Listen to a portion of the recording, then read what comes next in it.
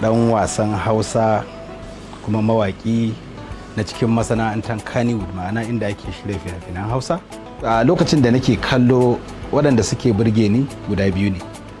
Na farko shine Rabilu Musa Ibro, Allah ya ji kansa, sannan kuma Sha'ibu Kumurci shine wanda yake ya ja hankali na, saboda ni a kowane lokaci na fi son in ga ko Indian film da nake kallo na fi so in ga villain role, saboda ma'ana kamar mai mugunta kenan, saboda ba kowa ya iya ba. Amma shi soyayya kawai kalma ce ta baki, ka kura yin abin soyayya kai kuka, kowa zai iya yi.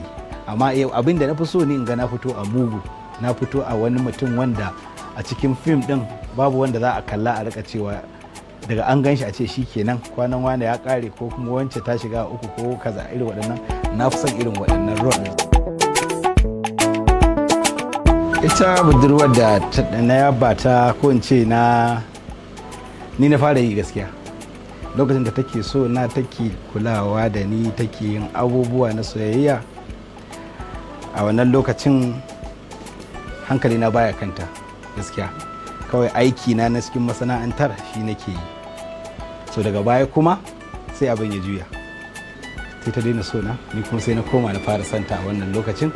Sai ya zama na cewa an samu wani lokaci da dan abu ya haɗa mu, kawai ta caccake ni ta inda ta shiga ba ta take kula ba.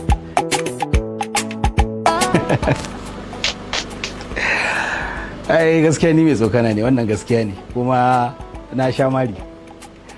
Amma na ma magana tun a Jos kenan da nake gida, akwai wani mutum wanda muke tsokanan shi kuma tsokanan shi kawai da ake cewa ake yan karamar murya ake a ce a, so shi ne yake yin abin su, amma sai mu kuma muke makale murya. Idan ka ce mai a zai amsa, to mu kuma sai mu makale murya. Muka ce a sai mai fuska, in ya amsa ya juyo ba zai ga kowa ba.